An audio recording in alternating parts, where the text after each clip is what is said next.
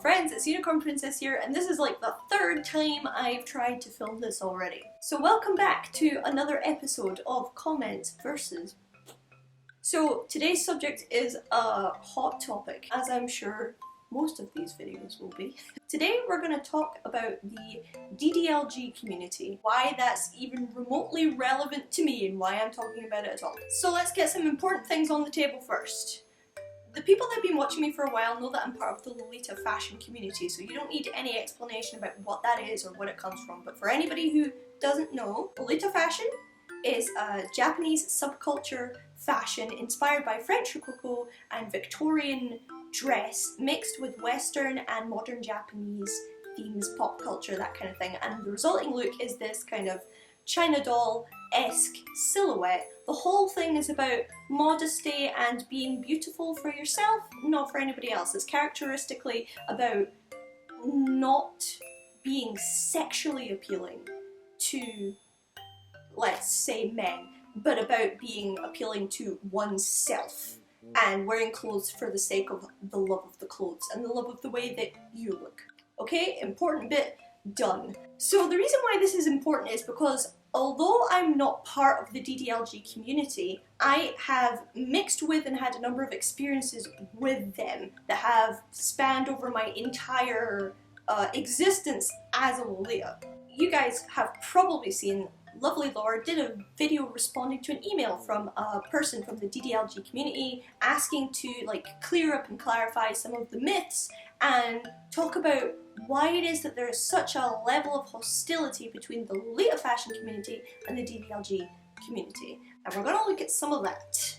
So first of all, like I did in my last video, I'm going to have definitions of everything. Any research that I have is all going to be in the links below because I want all my things to be backed up by evidence. It's not just going to be my words, you know? I want actual facts and stuff. Firstly, important definitions out of the way.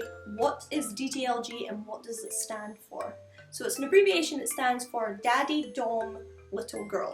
It's essentially a role-playing relationship where the daddy is the dominant figure and the little girl is the submissive figure. It's kind of similar and akin to a BDSM relationship in that there is a power exchange of one dominant person and one submissive person, but take away the violence and the pain from BDSM and put in more of a nurture-esque type relationship. And I guess the purpose is that the little girl is an adult that regresses into a childlike form, and they all have different ages and different ways of doing it, and the daddy is the dominant figure who takes on the role of the caregiver and the person in charge. So there's a little bit of age play, it's a whole bunch of role play.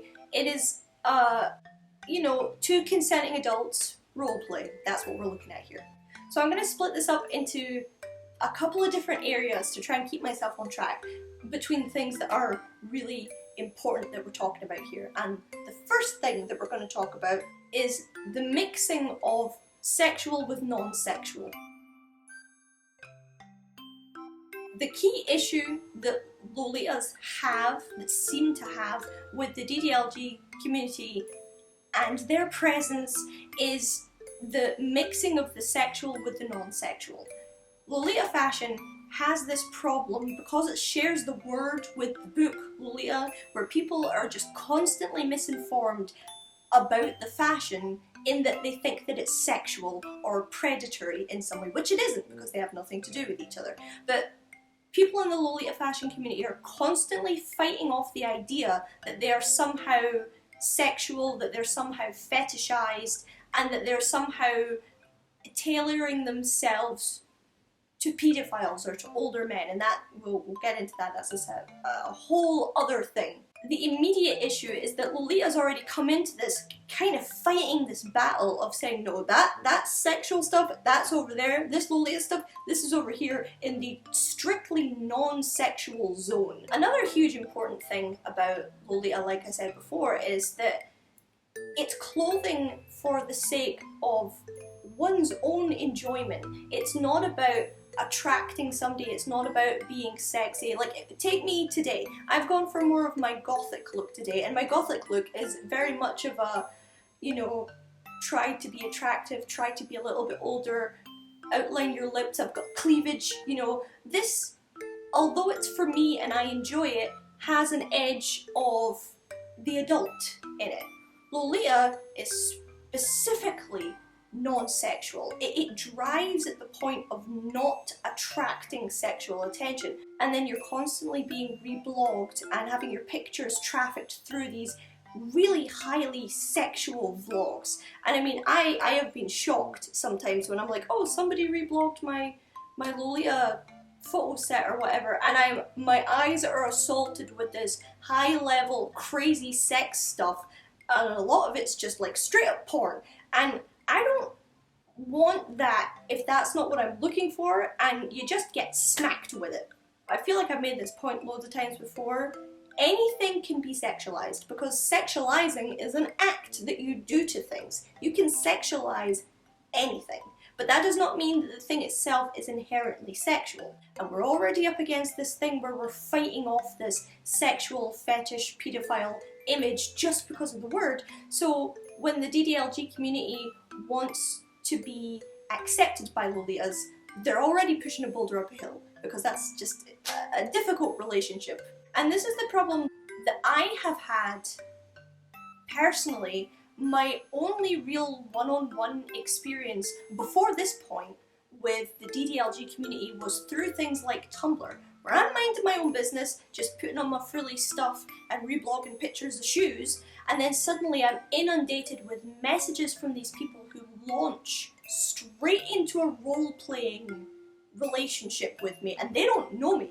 They just come in there and be like, Daddy's very angry with you because you didn't come home yesterday. And I messaged them like, I think you've got the wrong blog. And they're like, you're gonna get a spanking when you come home. And I'm like, oh my god. Two of the most important things about this whole subject, I would say, are consent and respect. These are things that we need to have for each other, but these are things that are already a problem, and this is why this has become such a problem. In the instance with me and my Tumblr, I am not consenting to indulge in role-playing with people, but I'm just having it thrust in my direction, so that just takes consent out altogether, and with it, respect is thrown out of the window. Somebody in the comments here says, BDSM can be non-sexual, but it's still part of BDSM. Lolita fashion is a community, and they're very different communities.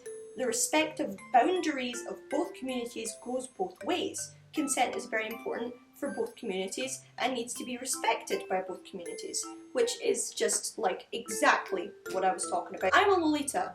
Let's for argument's sake, let's say that I'm into BDSM. I don't want to bring BDSM to my Lolita stuff because they're separate things.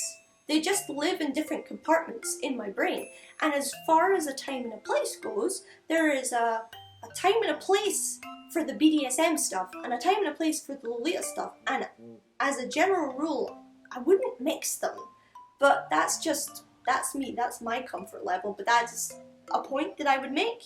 This is a little bit more on the respect thing. There's a comment here that says, part of the issue is that a lot of the loud people in the DDLG community just refuse to keep their fetishes out of places that they don't belong. Which I have to say is my experience. That has been my experience because, like I say, with Tumblr and things, or even Instagram, and on my YouTube as well, I get people commenting on my YouTube as well sometimes, and it's like, pulling me into something without my consent, that's not cool, and that's the respect just goes out of the window. So I think that it's important to understand that there's a time and a place for all of these things, and that they don't necessarily mix well together. So just for the people in the DDLG community, I'm not saying that there is anything wrong with the community or with the people in the community. All I'm saying is that mixing it with Lolita, just because of the history of Lolita and the problems that Lolitas face with the mistaken identity, people thinking that it's sexual or fetishized or pedophile related, that's a really difficult area for Lolitas. So if you want to bring something that might have sexual overtones with you to it, it's probably going to cause problems. But that's not to say that you couldn't come to the Lolita community, make friends with Lolitas, and then talk to them about it. You know, if that's where the conversation is headed, then, you know, I've had conversations in Lolita groups about fetishes and things like that, so there's no problem with that, but just, I would be really cautious about it, just because of the nature and difference of the two communities. I think that the Lolita community generally finds it disrespectful that our images are reblogged and reused by like DDLGs and like sissies and adult babies and things like that, and re-tagged with those tags, because we're trying so hard to draw a line between them and keep those things so totally separate, because it's already a battle. That really seems to be like the tender note there. I feel like if there wasn't this issue with Lolita, the book, and the name being mixed in with Lolita the fashion, then we would probably have a lot in common. Now, there's a lot of people in the comments that are part of the DDLG community talking about how it is not necessarily anything to do with sex at all, and that age play in the way that they do it is actually a big part of regression. And I recognise that. Regression is a coping mechanism where you slink back in your mind to a younger version of you. And a lot of people who have experienced childhood trauma or had to grow up really fast, or, you know, things like that, where chunks of their childhood were messed with or missing or just sped through, as adults, a lot of those people do regression to deal with that missing space, or to deal with that lost time. I am one of those people. I don't regress in the way that, say, Little Space, that the DDLG community do, where they, you know, physically resort back to being a toddler. But I would say that as an adult who had to grow up very quickly, now I definitely indulge in things that I couldn't do when I was a kid, in my own space, in the comfort of my own home. You know, I love My Little Pony and cartoons and things, and I think that that's fine for adults anyway, but I will just be in a place where I'm comfortable, where I would have been comfortable if I could have been that way if I was a 10-year-old. So regression can be a very healthy, very good way to work through that stuff. So that's definitely a good thing, and it's a valid point. It's not necessarily sexual at all. There's a comment here that says, as an age regressor myself who adores Lolita fashion, I'd like to be clear, or I'd like to clear some things up. DDLG is a kink, age regression is a coping mechanism, and it's a very important distinction. Somebody else makes a comment, I think we need to draw a very clear line between venting and harassment, and that works both ways. On behalf of the DDLG community, venting about things that have happened, if this is your way of coping, is one thing, but when you start to spam people who are not part of your community or who you don't particularly know with this stuff, there's a line that needs to be drawn there. That's not how we should be treating each other. And on the other hand, within the Lolita community, venting about being accosted by people in the DDLG community, or disliking them or being uncomfortable with them, is one thing, but harassing people, talking about them the way that I've seen people talk about them. Somebody says that littles and furries are the same thing. It's all roleplay. You could be walking around in a fursuit and not be rock hard and look into youth. And that, I feel like there's a lot going on in that comment. They're not the same thing, but I think I get what they mean. There's a lot of people talking about how they had to, you know, put big disclaimers all over their Tumblrs to stop getting reblogged into sex and fetish things just because they had cute stuff. So it's not even just like specifically DDLG, it's just like if you're into cute stuff, you just get mistaken for fetish, and that weirds me out. I feel like that says more about other people than it says about us, but you know, whatever. I started researching this. I just started going on the little blogs on Tumblr and reading their, like, I don't know, their definitions of things, and most of it sounds nice. If you take, like, the ones that have sex in it, take that out of the mix altogether. It's just all about, like, care and connection and, you know, stuff like that. Nothing about it seems really horrible, except, you know, the little calls him daddy and he calls her little girl, and people think that's weird, but